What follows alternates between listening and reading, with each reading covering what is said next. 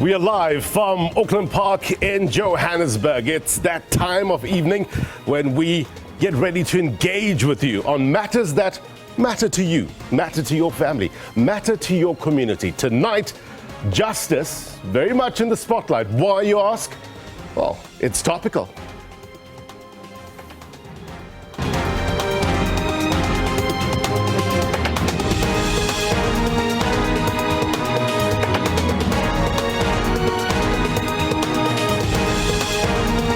A very good evening to South Africa and those watching around the world. My name is Blaine Herman. This is It's Topical. Our sign language interpreter tonight is Augustine Letlalo.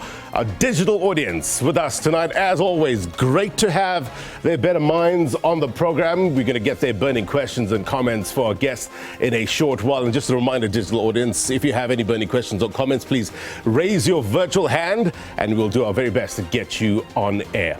The assassination of Chris Hani was and still is extremely painful for many.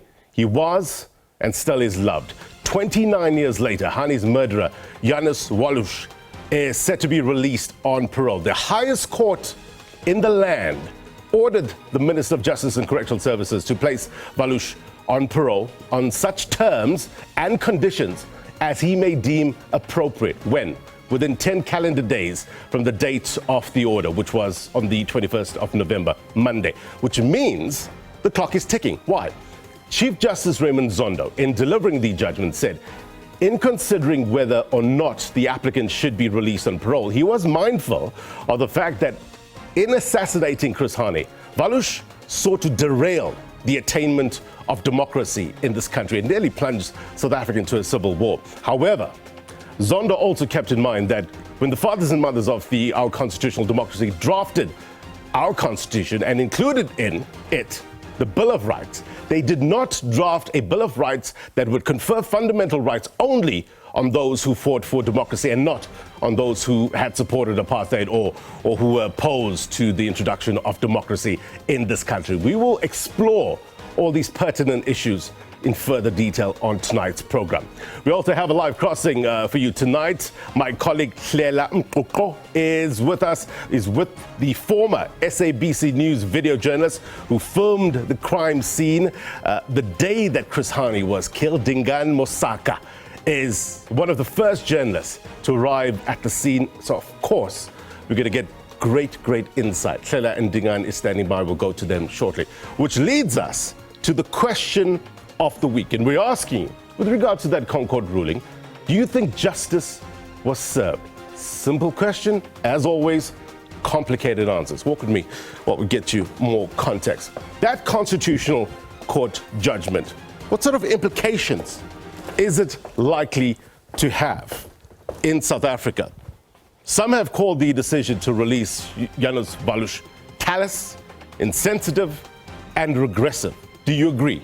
Or do you believe justice was served? Let us know at It's Topical SABC. Now, I want to get you an overview on tonight's discussion. And for that, we turn to the magic wall where we have the details. Now, I want to tell you a bit more about this man on your screen, Chris Hani. He was born on June 28th, 1942 in the Eastern Cape. 1957, he joined the ANC Youth League.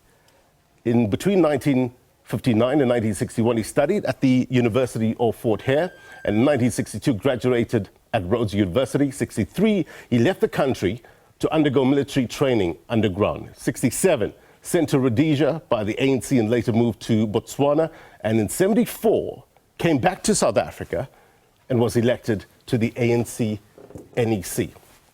Let's show you this with regards to the assassination. Assassinated on that Easter weekend, you remember, 10th April 1993, outside his home. He was shot by a Polish immigrant, Janusz Walus. Waluś fled the scene and got arrested soon afterwards. I'm going to tell you more about that in a short while. The former Conservative Party MP, Clive Derby-Lewis, had lent Waluś a pistol, we've learned, and Derby-Lewis also got arrested. More on this, the assassination. Derby-Lewis also, with regards to the death penalty, remember back in 1995, it was abolished, regarded as unconstitutional. I'm going to tell you more about that. And is there apparent contradiction with regards to those who fought against democracy, now benefiting from democracy. Serious tensions, as you know, followed the assassination. Nelson Mandela addressed the nation, appealing for calm in that speech regarded as presidential, even though he was not yet president of the country.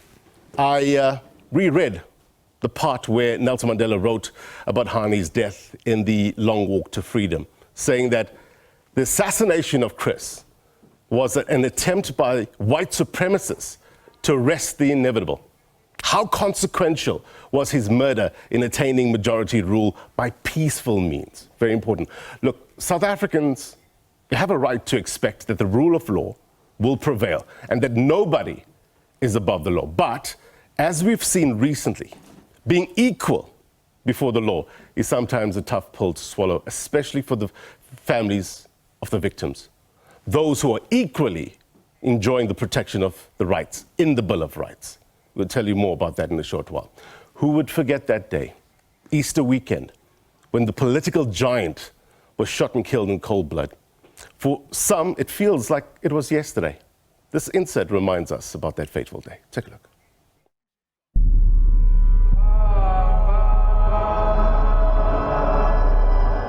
Shots were fired at about 10 this morning.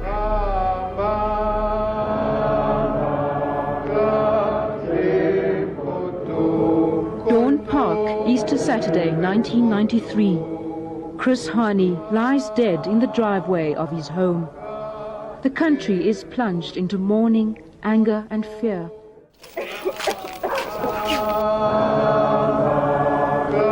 It was the third major assassination attempt on Hani's life. He was the right-wing's enemy number one. We are a nation in mourning. Our pain and anger is real. Yet we must not permit ourselves to be provoked by those who seek to deny us the very freedom Chris Hani gave his life for.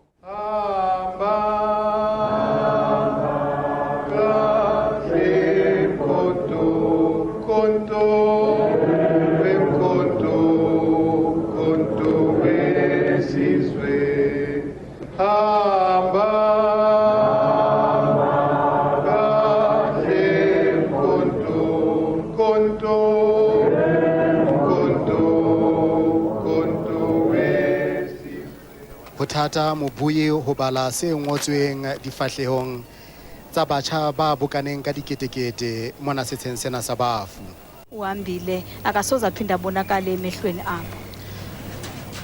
Millions of South Africans, black and white, through the country, have over the past days demonstrated their grief and anger at this horrendous deed.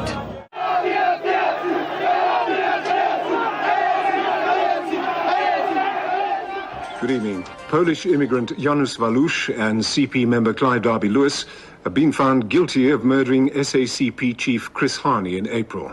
Clive Derby-Lewis calls himself an English-speaking Afrikaner. He says he bought the gun for the killing and gave the address. Janusz Walus is a Polish immigrant. From Europe, he brought his family and a passionate hate for communism. Little is known about this man who volunteered to shoot Chris Hani at point-blank range. He shows no emotion. His eyes stare without expression. The decision of the Gauteng Division of the High Court, Pretoria, dismissing the applicant's application is set aside and replaced with the following.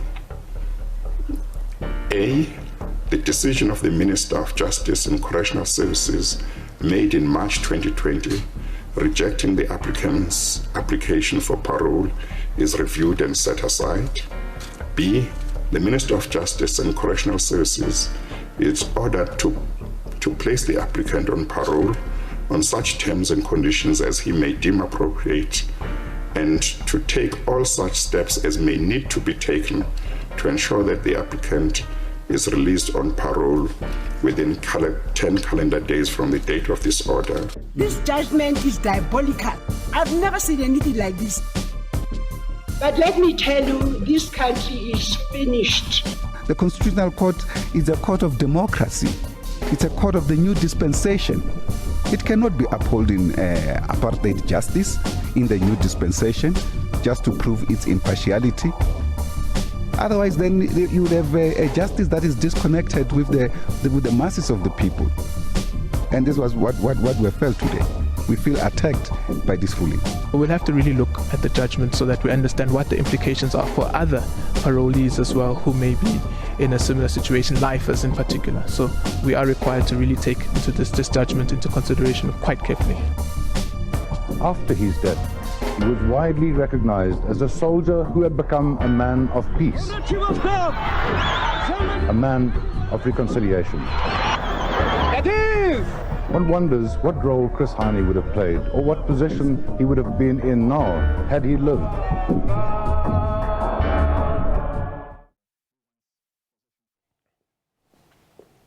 All right, Maki Ketla with that report. I want to bring in our producer, Hlela Mquqo. She's live for us to hear more about what happened the day Chris Hani was killed. Hlela, good to have you on the program this evening. Hani's killing was no doubt a pivotal moment in this country's history, and you are with someone who witnessed the aftermath firsthand. Tell us more. Thank you so much, Blaine. We are in Northcliffe. We are here to talk to the SABC former camera person, Dingan Musaka. He was the first person to arrive on the scene of the day when Chris Hani was shot dead. So we are here today to relive that moment of what really happened on that day. He's going to take us through the moments and everything that happened after he got paged to be told that Chris Hani has been gunned down on his driveway at his house. Welcome to you, Putingan. Thank you so much for welcoming us to your home. It is on the morning of the 10th of April 1993. You get paged. You are told that Chris Hani has been shot dead. Please take us through what happened when you got into his house. Yeah, as soon as my pager went off, I went to the input editor, and who told me to rush to the scene. Fortunately, I knew where Chris Hani was staying, and unlike the international media, we were all driving at high speed to get there, and I was the first person to get there. And when they barricaded the crime scene, I was already inside the yard, and talking to the people inside, and there was chaos there, and yeah, everything, you know, when the dignitaries came. Let me hasten to say that I was the only camera person inside the yard. So all other foreign international media, they were outside. They were there, but outside the yard. So I had exclusive shots of the body, the bullet-riddled body of Comrade Chris lying there. And every time when the dignitaries came in, like the Mandela, you know, they would remove the flag, you know, to expose the body so that they can see what happened, where he was shot, and things like that. And yeah, AOR Tambo, when they got there, I was inside. I was fortunate enough to be inside. And I then called the office to ask for reinforcements. I remember they sent a guy called Dennis Goddard to come and shoot everything outside, because I was the only person inside. So our shots were they were used from outside and inside. It was like, you know, it was an OB at that time. And that is it. You get there, and his wife and his daughters are there. Yeah. What is going on at that point in time? there were screams, neighbors were there, Nokolo, the neighbor, our former journalist at the SABC was also there, trying to calm down the wives, the kids. They took the kids away, they mustn't see their father. And it was just a sad day that day. People were sad, were furious, and I remember at one stage when I was filming Tokyo, crying there with Jill Marcus trying to console him. I also had, tears in my lens, in my eyepiece, but I couldn't show because I was there on the story. I didn't want to be part of the story. So you are covering the story from the 10th until the day of the funeral. What is the feeling on the ground during that week? What are people doing on the ground during that week? It was, I stayed on that story, until the funeral. And there was so much chaos in the country. And I think up until President Mandela, or Mandela that time, he was not a president, until he addressed the nation that, people must come down, everything will be all right, and things like that.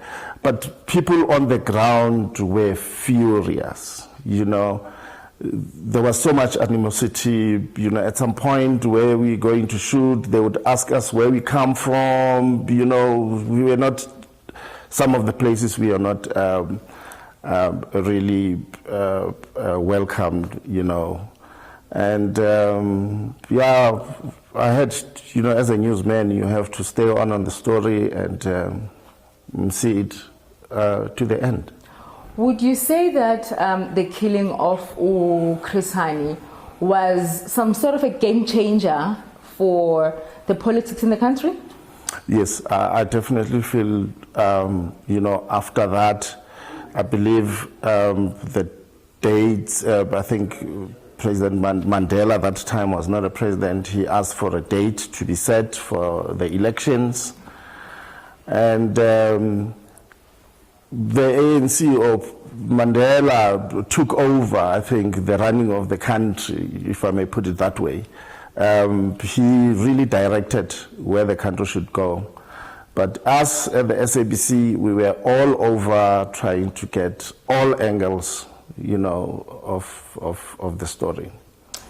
Let's fast forward to 2022, when Chief Justice Zondo gave out the fact that Janusz Walus can be released on parole in 10 days. Where do you see us going from here moving forward? Look, I don't know if my personal opinion would count, but us as journalists, we were trained to be non-political, and if the court says he must be released, okay, I understand other people are saying no, other people are saying yes, and I'm really not in a position to can air my views as far as that is concerned. Thank you so much, Datu Dingaan. It's highly appreciated that you invited us to your home and you took us through the happenings of the 10th of April 1993 until 2022 when Judge Zondo gave out the ruling about Janusz Walus. Thank you so much. You're welcome. Well, Blaine, this is it from us. We got to understand in depth about what happened really on the day that Chris Hani died. What was the feeling of on the ground? What was the feeling of the family? Which leads us to understand why Mrs. Hani is feeling the way that she's feeling at this point in time about the ruling from the Chief Justice. Thank you so much, Blaine, and it's back to you in studio. Yes, look, Dingaan, a true journalist at heart. It's hard to get journalist opinion, especially on camera, but we appreciate his perspective on the moment. It is value added, no doubt, taking us right back there. Lots of issues to cover with regards to this story. especially the legal one, because you heard the sentiment on the ground, pretty much divided with regards to what the law says and what people are feeling it should mean. Let's discuss and bring in the better mind. We have Reitumetse Bennedict Phiri, he's a legal analyst here. Good to have you on the program, sir. We also have our digital audience. It is indeed happy that we have you here to explain this. We'll get the digital audience comments in a short while. This is something that people find very hard to swallow when it deals with courts. Public opinion and political opinion means little when the courts decide on issues, correct? That's correct. The courts aren't there to pander to public opinion. They're there to administer the law. And the way the law should be administered should give us a clear direction for how it should actually be applied going forward.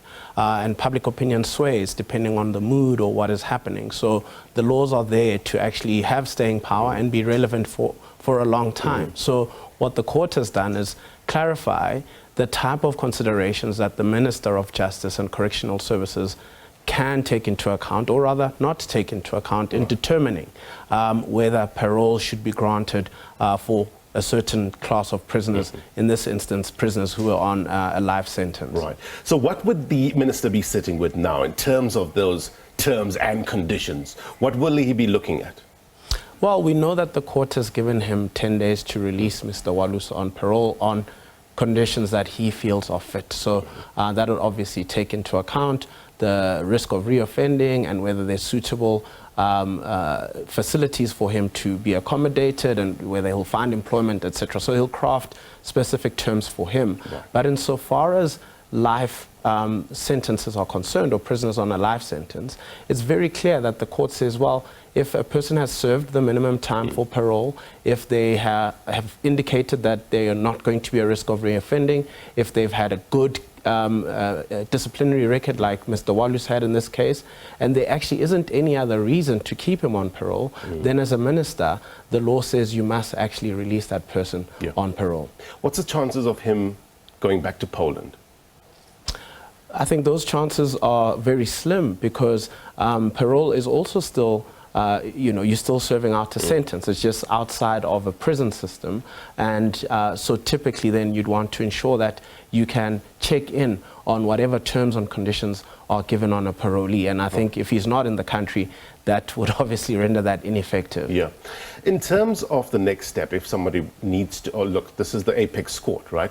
You can't appeal it. But in terms of a rescission of the judgment, what sort of requirements needs to be met?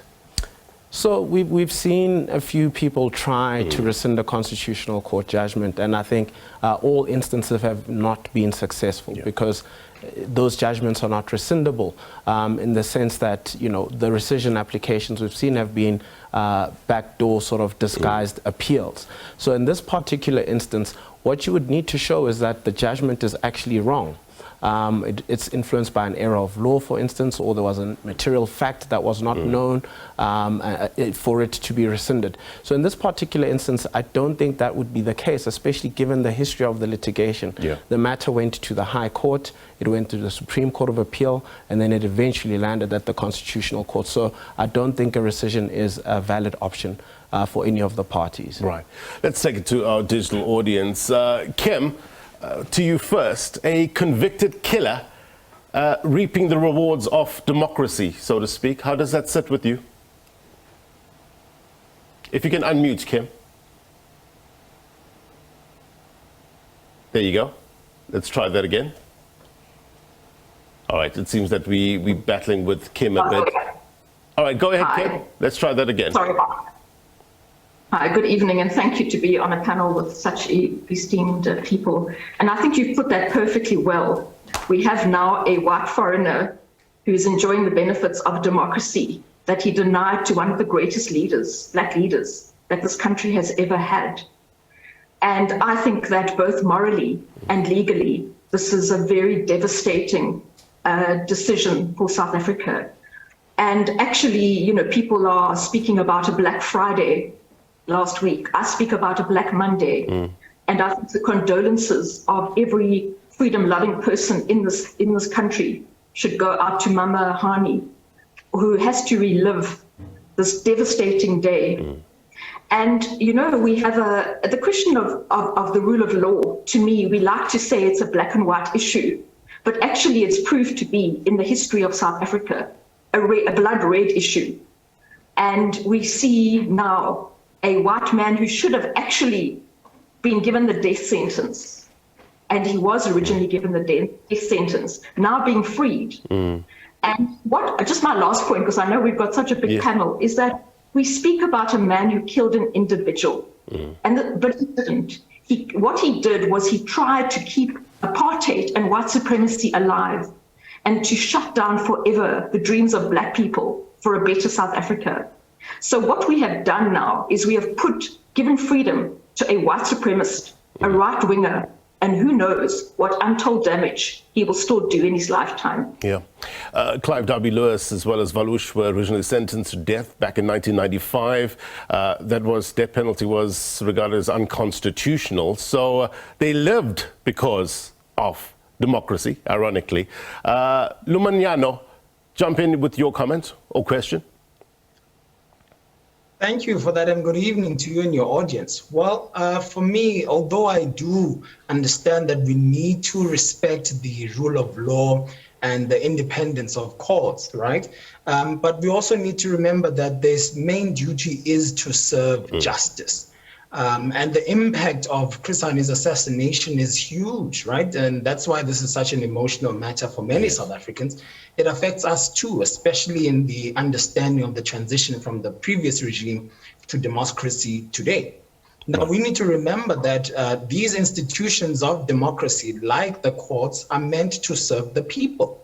And if the people are also saying, look, we still find such a detrimental impact upon us because of this, clearly you need to take into consideration the people themselves, right? And of course, what happens is once people start wondering whether the justice system truly does offer such justice, it then creates this disconnect between the judiciary and the citizens. And of course, this then means for many people that they'll see it as only a few people control the judiciary. And of course, this could spark instability, as we saw last year in KZN. And what's worse is this is coming out at a time when there's the ruling about former President Zuma's medical parole that has been revoked, right? And so we've seen before that these things can cause instability. And sadly, this is one of those instances. But even beyond this, Waluś is a Polish immigrant. And my understanding is that his citizenship in South Africa was revoked. And that would mean he wouldn't serve his parole time in our country, right? And even if he did serve it in our country, with my limited knowledge on that law, my understanding is that because he was jailed during the previous regime, he would only be expected to serve 2 years of his parole, and then after that be released, right? And so in essence, he would then be a free man.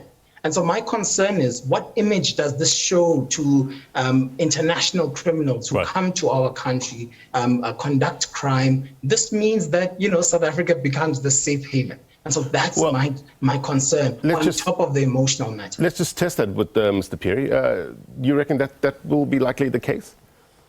I'm sorry, which? With regards to how much time he would serve?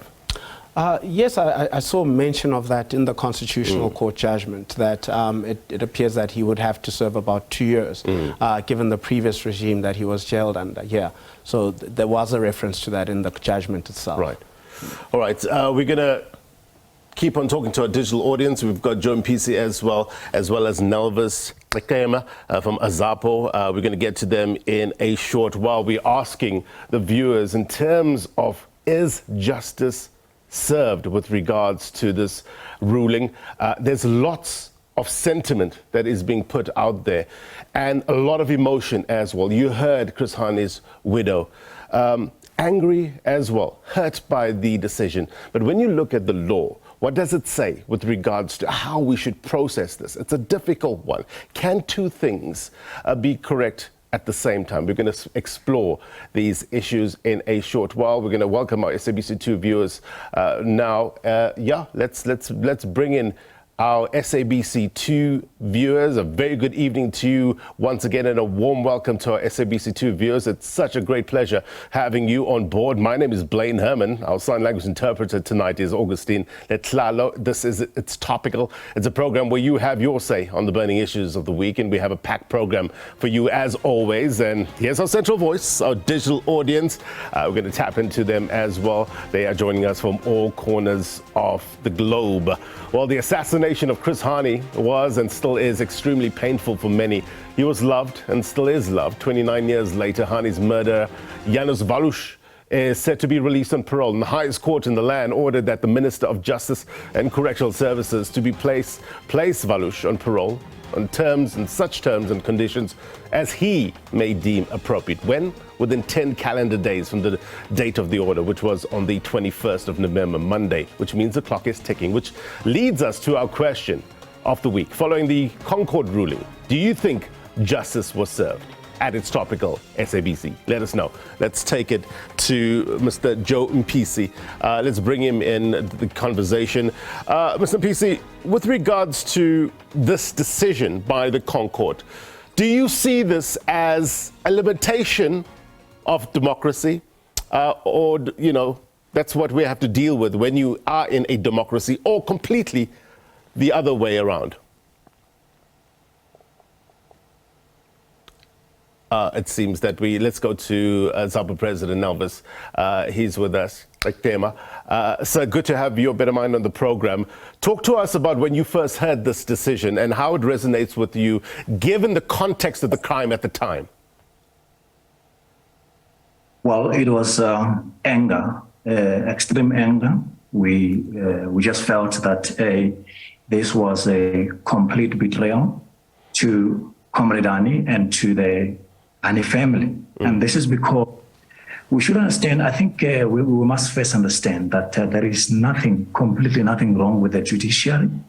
Judiciary did what it had to do, which is interpreting the law and applying the law. But all that they did, they were interpreting and applying a very bad law, a law of betrayal, and then a law that was created by the ANC and the SACP, of course, as partners in governance. So all that we are saying is that we should have understood that Chris Hani was a person that already, many say, should have died in exile, because he was regarded by some as questioning, quarrelsome, argumentative, and then questioning things to an extent that he was instrumental in the writing of the so-called Hani memorandum. So you ask yourself how it came about that Hani's bodyguards were given a leave.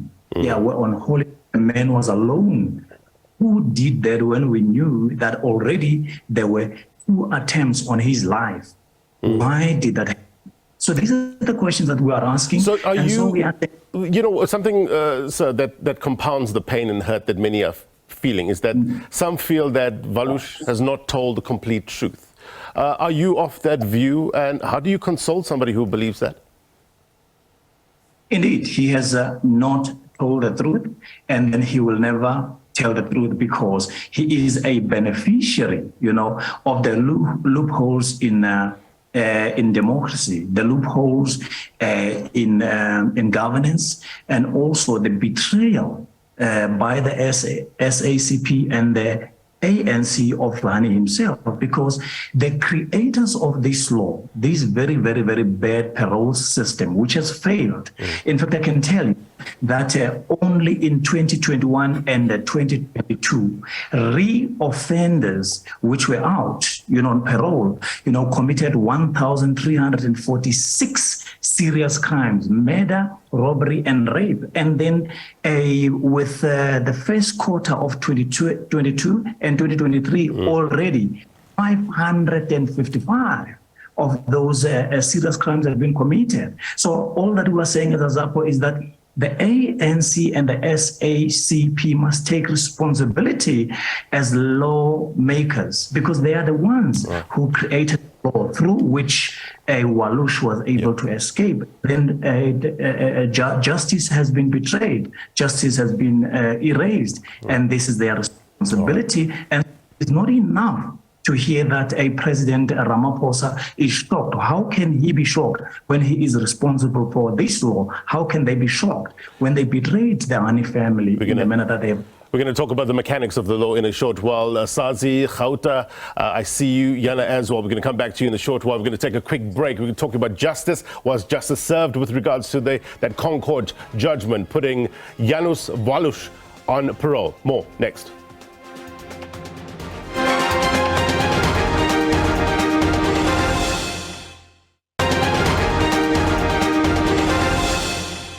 Welcome back. As you know, on this show, your voice comes first. So we went to the streets of Ekurhuleni, Hani's hometown, to hear what you make of the ruling that his murderer will be released on parole. Here's today's Word on the Street feature.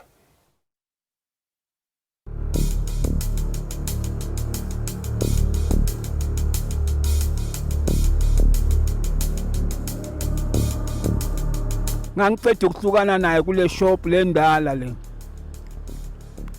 Sengizwa ukuthi wananga uthi Chris sabamdubulile angena kwakhe ejardini. Bamdrivela ku driveway, bamthula, bamdivula. Manje sifuna ukwazi ukuthi ubani wamtheka ukuthi abulala uChris Hani. Akaconfess ukuthi ubani, then ke singayikhuluma indaba yakhe. Angakakhuluma indaba yakhe akayiphele ejele. Bengingathanda ukuthi angaphumi mara ke umthetho angithi kuba yena akaphumi kusho ukuthi nabanye kufanele kube kanjalo. So for the sake yokuthi kulinganwe emthethweni naye akatreatwe njengabanye much as kubhlungu ephuma mara umthetho awu-apply ukufana hayi kwabanye ube ngenye into kwabanye futhi kube enye into kanjalo kuzosetha i-president wrong. I believe Chris Hani's murderer should not be released because it is morally wrong. Minister of Justice and Correctional Services is ordered to place the applicant on parole within 10 calendar days from the date of this order. Asibeni noxolo ukuthi simvuze uChris, we are not going to wake him up, not at all. Inkinga ukuthi ke manje what I heard from the judge said, Ubaba Zondo said, that man was supposed to do almost maybe 10 years or so, or 15 years, which is like that life, that he's done that. So my science is clearly more than, it's now 28 years. Before, we have to give him conditions. His sentence was 25 years ago, and he needs a second chance. He needs to be released, and everybody in life needs a second chance. So come on, people, give that man a second chance. Because there's so many people out there who kill many other peoples and murders and rape and they release him, the people. Lo muntu omthathile uChris Hani sithi makangaphumi ngoba lesehlakalo salo mama lesi isehlakalo sehlekela abantu abaningi. Angaphumi kozankosi bantu abadala. Akaphumi. Dankie my comrade. Danko.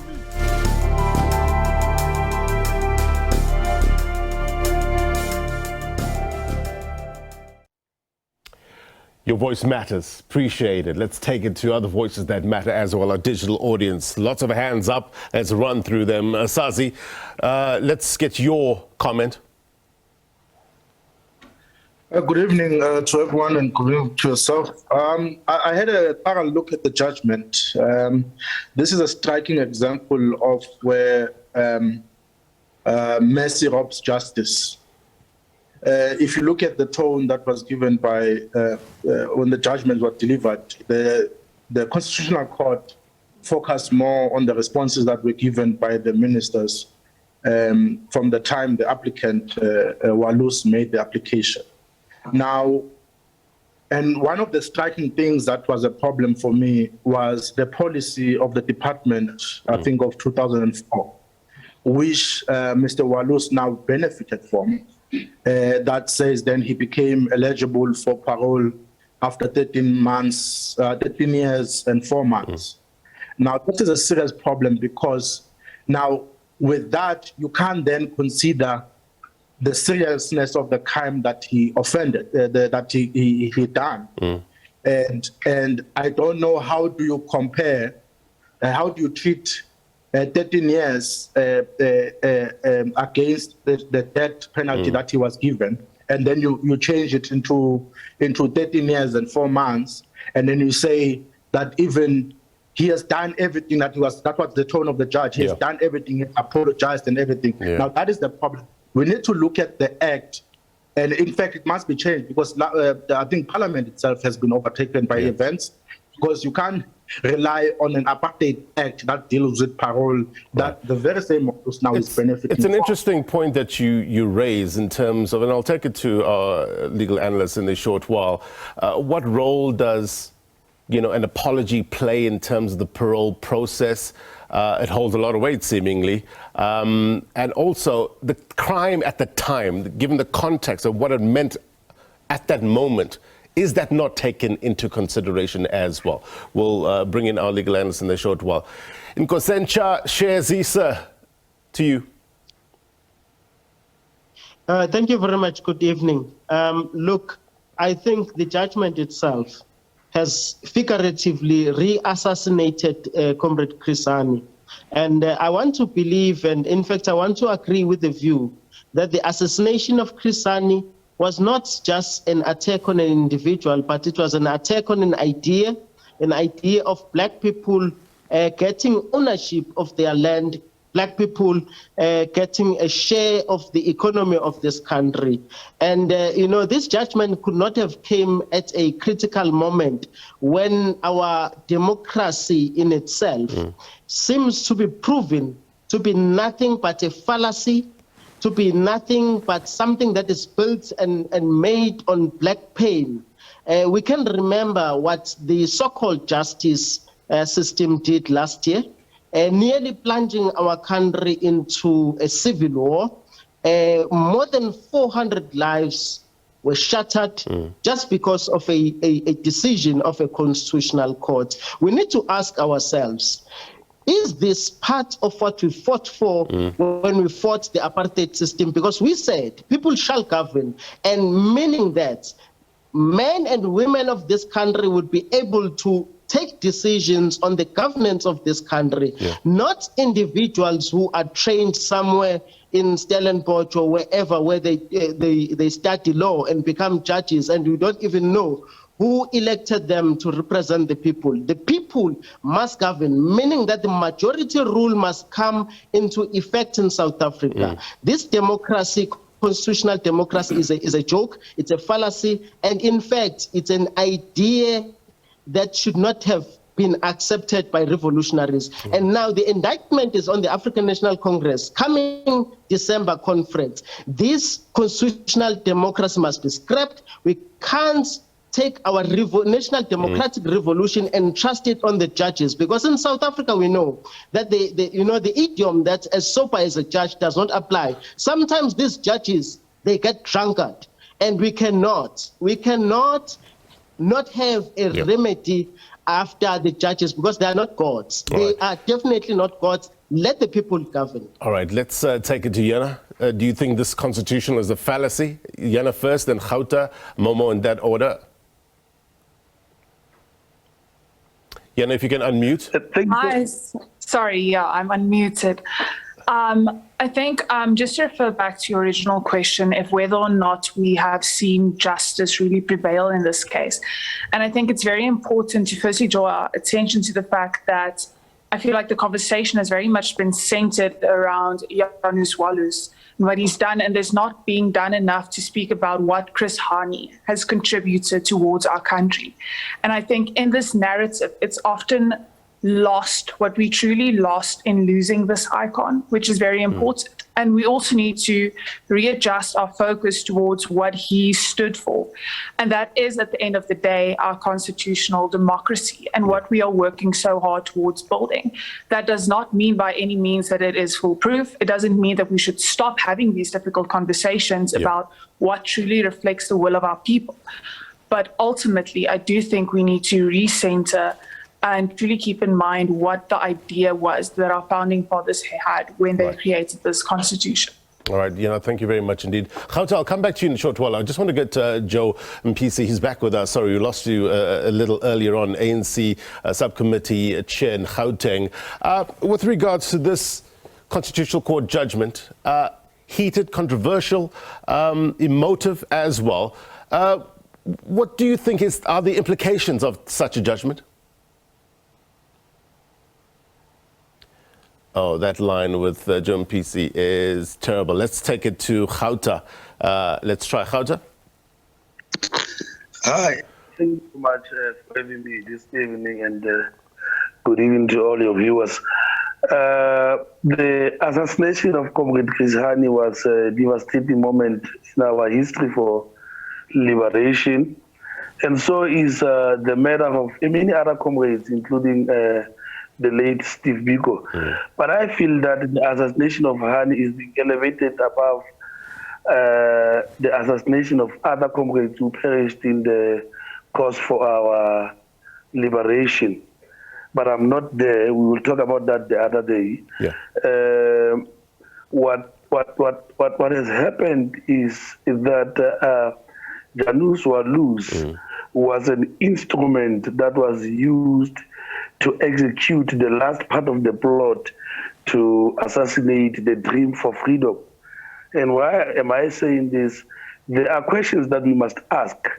One such question is that, other than Comrade Hani's family and his bodyguards, who else knew that on that particular Saturday morning he would be vulnerable and without security? That is the question that we must ask. The other question that we must ask is, at that time when Comrade Hani was assassinated, who was the head of security in the ANC, who was in charge of his security detail? But I'm not there again. Comrade Hani sacrificed his youth and his life for this freedom that we're enjoying today, and for this constitutional democracy. And it is rather unfortunate that we are politicizing his assassination to meet our political ends. Janusz Walus is just a beneficiary of that which Hani died for. All right, Gauta, we'll have to leave it there. Hani sacrificed for. I'll have to take a quick break. Sizwelo, as well as Momo, I see your hands. Will come back to you soon after the break. We're discussing justice and was it served with regard to this Constitutional Court judgment regarding the parole of Janusz Walus. More next.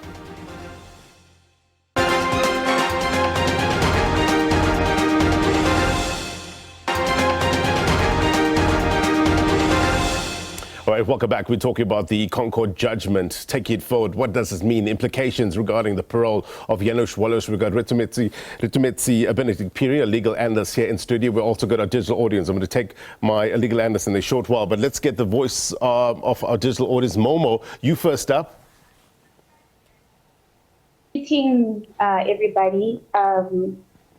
As much as we'd like to point hands and this whole thing is bittersweet, it all lies on the justice system. The justice system of South Africa has given privileges to this person so that he be allowed to be granted parole. As much as it hurts us and we are bleeding and we are aching and it's taking us to apartheid era, how much we were, we suffered as Black people. Yeah. It is the justice system of South Africa that has led us into these hands, that we find a person that assassinated one of us being granted parole. What is being done, if Zuma can be granted parole, let the same be done for the next person. Although it's aching for the Hani family, it is the justice system of South Africa that needs to be looked into. Yes, I feel as if justice has not been served for Chris Hani, but it is what it is at this point. All right, Momo, thank you very much indeed. Sizwelo, to you. If you can unmute, Sizwelo. Do you have him? All right, it seems that he's struggling to unmute. We'll try to get back to him in a short while. Let's bring in our analyst. With regards to what we were talking about earlier, the emotion of the family, of the victim, as well as the context of the crime when it happened at that time and what it meant for the country. Are these factors not considered during the court process or the parole process? Is a simple apology good enough? Yeah, well, during the the parole process, there's a number of factors that are considered, including whether the criminal had actually made an apology to the victims, whether he is remorseful. There's some psychological reports that are taken into consideration to see his level of adjustment and whether he can function in society. Because, the prison system is a corrective system, and we've got to understand that you're not meant to be there when you have been corrected and have been rehabilitated. So the parole board assesses all of these factors and checks whether essentially someone has been sufficiently rehabilitated and is able to function in society. Now, when it makes the recommendation to the minister, is for the minister then to take the recommendation and assess a number of factors that he then takes into account for himself to see if there is a ground to give effect to the recommendation and place a prisoner on parole. What the court did here was essentially check if the reasons given by the minister for not granting Mr. Walus parole were actually allowed in law. And that's really the check that the court did. So this is not a failure of the judiciary. This is actually a failure of governance, because what happened was the minister did not, he sat with a hot potato and handed it over to the courts. Of course, the courts were going to overturn that decision. And secondly, why did Parliament not change the law, given that Mr. Walus's parole had been going through the system for over a decade? So it's easy to point at the courts, but there are various other arms of government that contribute to this particular problem, which the courts unfortunately had to decide in such a spectacular fashion. Interesting take indeed. Let's try Siswelo once again. Siswelo, if you can unmute, go ahead. There we go. Good evening, Bain. Thank you for having me. Quickly, look, the Constitutional Court has freed Janusz Walus. Now, the issue here is, if the Constitutional Court can do this to a person, an individual, free him from the crimes that he had committed at the time, you see, how you need to look at it is that in 1993, there was a stalemate in negotiations between the ANC and the apartheid government. So what that meant was the ANC was now forced to go back to the negotiation table, to go and make some concessions that they otherwise probably would not have made. Negative consequences arised from that, which affected black people to this day. You look at unemployment, inequality, and other ailments that are in society right now. They are a result of the negotiations in 1993, which the actions of Walus led to. Now, when will the Concourt free black people if it is able to free Walus? So I think thinking about this has to lead us to a point where we ask ourselves, who does the Constitutional Court work for? Who does the Constitution itself work for? Does it really work for the people? Or is it out there to be legalistic, to be technical? Or is it ever going to do something tangible for the masses of our people? Thank you very much indeed for your time. Sibusiso, I saw your hand, but we just run out of time. Always 1 hour just flew, but we appreciate your taking your better minds on the subject as well, Mr. Phiri. Always value added. Thank you very much indeed. Here's my take. A person who many say sought to derail the attainment of democracy, now benefiting from the fruits of a constitutional democracy, ostensibly a contradiction, right? Well, is it the Bill of Rights conferred on everyone? Even convicted killers benefit from its protection. So the question is, how do we maintain the rule of law and constitutionalism while still protecting the victims of crime? The complexities of democracy in full glare. Chief Justice Raymond Zondo pointed out that most of the sections in the Bill of Rights start with the phrase, everyone has a right. That is because the fundamental rights conferred in those sections are conferred on everyone. So on one hand, you have the vision of the fathers and mothers of our constitutional democracy playing out in real time. On the other, the hurt and melancholy and anger and complete opposition to the decision. But as someone once said and reminded me, perhaps two things can be true at the same time. After all, as they say, that's what democracy is all about. Until next week, take care. Bye-bye.